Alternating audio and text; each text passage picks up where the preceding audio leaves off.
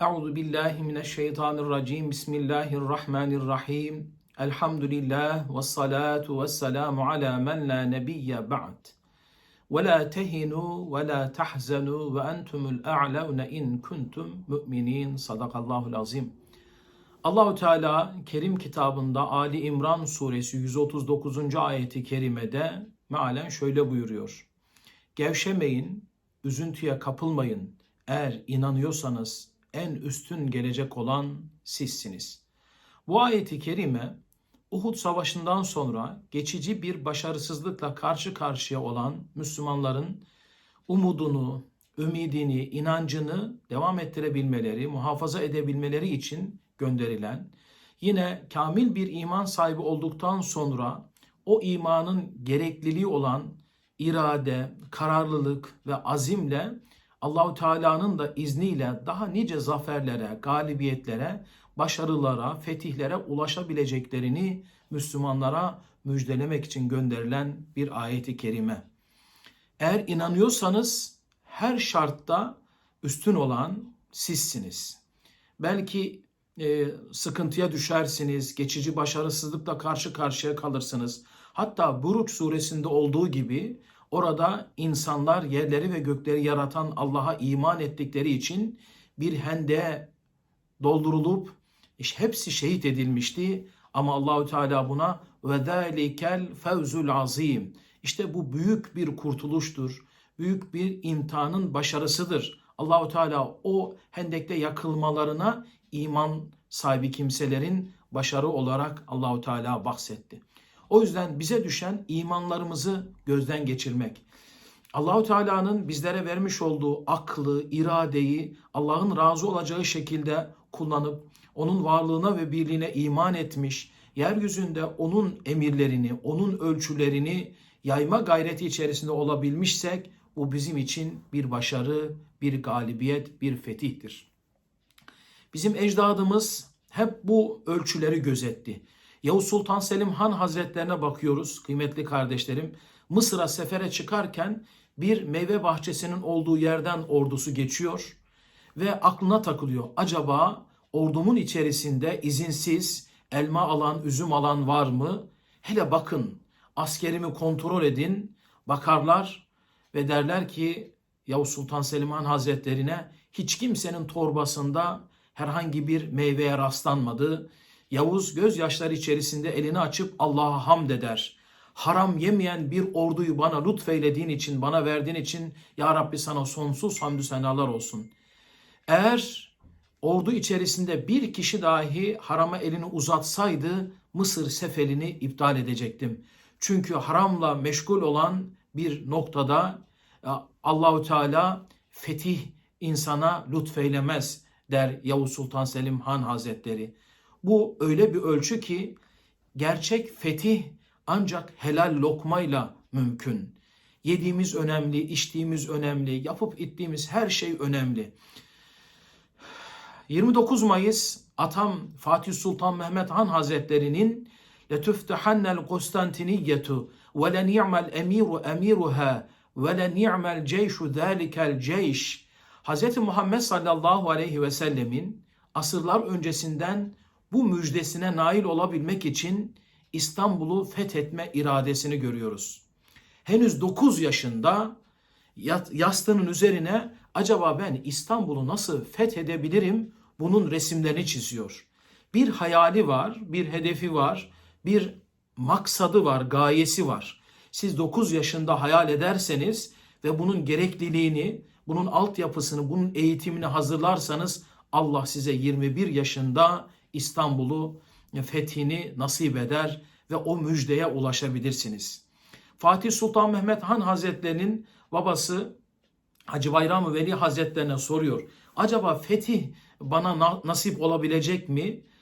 Allah'ın bildirmesiyle, Allah'ın izniyle Hacı Bayram-ı Veli Hazretleri diyor ki senin bu beşikteki Mehmet'le bu benim köseye Akşemseddin'e fetih inşallah müyesser olacak, nasip olacak. Hocanız Akşemseddin olursa, siz de Fatih olursanız İstanbul'un fethiyle Allahü Teala sizi ödüllendirir. Fatih her türlü altyapıyı hazırladıktan sonra hocasına diyor ki ne zaman bu fetih müyesser olacak, başarılı olacağız? Hocası ona bir tarih veriyor ve Fatih Sultan Mehmet Han Hazretleri öyle diyor. İstanbul'un fethedilip edilmemesi değil ama hocamın mahcup olmaması adına bu fethin gerçekleşmesini arzuluyorum ve o orduya da Allahu Teala fethi nasip eder. Ki Fatih Sultan Mehmet Han Hazretleri tebdili kıyafetle insanların arasında, esnafın arasında gezerken bir dükkandan biraz alışveriş yapıyor. Devamında yine alışveriş yapmak isteyince dükkan sahibi diyor ki efendim bakın ben alışveriş yaptım, şiftah yaptım. Karşıdaki esnaf kardeşim henüz alışveriş yapmadı. Lütfen biraz oradan da alışveriş yapar mısınız? Fatih Sultan Mehmet Han Hazretleri öyle diyor. Değil, ben bu insanlarla İstanbul'u, tüm cihanı fethedebilirim. Fetih sadece mekanların fethi değil. Fetih gönüllerin fethi, fetih yüreklerin fethi. Bizim ecdadımız önce fetih gönülden başlıyordu. İnsanlara İslam'ın, dinin güzelliklerini bizzat yaşayarak, hal ve hareketleriyle, ticaretleriyle gösteriyorlardı. İstanbul'un fethi gerçekleştiğinde şehrin girişinde oranın Bizans'ın kızları İstanbul'un anahtarını fetih gerçekleştiren kişiyi Akşemseddin zannedip anahtarı ona götürüyorlar. Akşemseddin Hazretleri büyük bir edeple diyor ki ben Fatih değilim. Fatih Sultan Mehmet Han Hazretlerini gösteriyor. 21 yaşındaki genç kumandan kendisine anahtar teslim edildiğinde evet ben Fatih'im ama o da benim hocamdır. Anahtarları lütfen ona verin. İşte fethi gerçekleştiren böyle bir ruhtu. Sayan, seven ve her şeyden önemlisi inanan. Allah Resulü sallallahu aleyhi ve sellemin hadisini bu ayeti kerimeyle birlikte anladığımız zaman eğer inanıyorsanız, iradenize sahipseniz, iradenizi Allah'ın emir ve yasaklarına siz uygun davrandırıyorsanız, siz iyiliği emrediyorsanız, kötülüğü engellemeye çalışıyorsanız, siz bulunduğunuz ortamda hakkı hakim kılmaya çalışıyorsanız ve kul ca'el hakku ve zehaqal batil. Hak geldi, batıl zail oldu, batıl zail olmaya mahkumdur. Biz batılla uğraşmak yerine, enerjimizi, gücümüzü oraya sarf etmek yerine hak nedir, hakikat nedir? Ne olursa hakkın ölçüleri orada hakim olmuş olur. Bunu yapmamız lazım. Biz karanlığa kızmak, karanlığa küfretmek yerine bir ışık yakmamız lazım. Nur olan ancak hak olan dinimizin ölçüleridir kıymetli kardeşlerim. Dinimizin ölçülerini hayata yansıtan ecdadımız Yavuz Sultan Selim Han Hazretleri, Fatih Sultan Mehmet Han Hazretleri Allah'ın lütfuyla büyük başarılar elde etmişler. Rabbim o fetih ruhunu anlayabilmeyi bizlere nasip eylesin. Bu ruhu gençlerimize aktarabilmeyi bizlere nasip eylesin. Bakın her şey bir hayalle, her şey bir umutla başlıyor. Biz de çocuklarımıza bu umudu aşılayabilmeliyiz. Yavrum bizim kökümüz böyle. Biz öksüz, köksüz değiliz. Bizim bir geçmişimiz var. Bizim geçmişimizin değerleri şu ölçülerdir.